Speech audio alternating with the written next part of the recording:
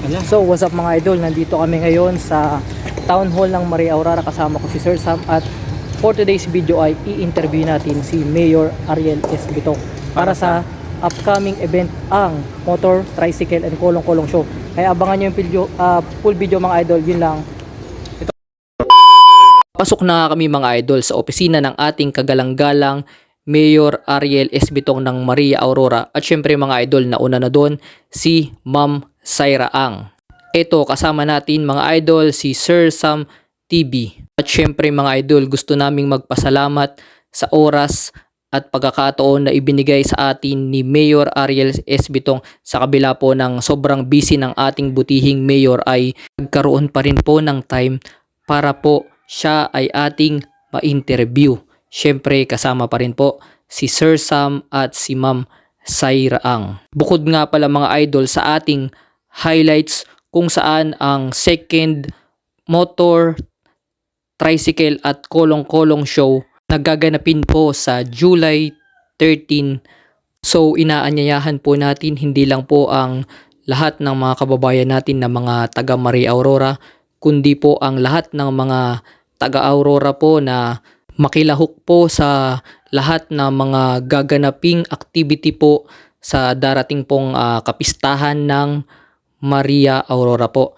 So napakarami po.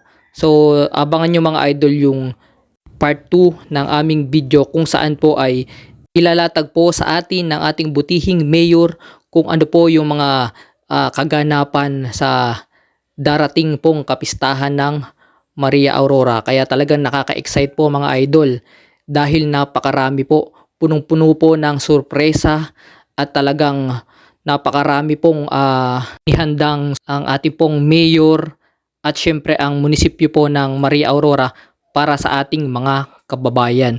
Balik na nga tayo mga idol sa ating for today's video at bibigyan ko lang po kayo ng kaunting background sa gaganaping second Motor, Tricycle and Kolong-Kolong Show kung saan napakarami pong ihanda ang Jumeirah Riders Camp, kung saan mga idol bukod sa kanilang mga freebies ay maaari din natin makasama, makapagpa-picture sa ating mga idol na mga vlogger dito sa Aurora. Syempre kasama diyan ang inyong lingkod, Team Valdez Vlog, syempre Sir Sam at marami pa pong iba. So abangan nyo mga idol.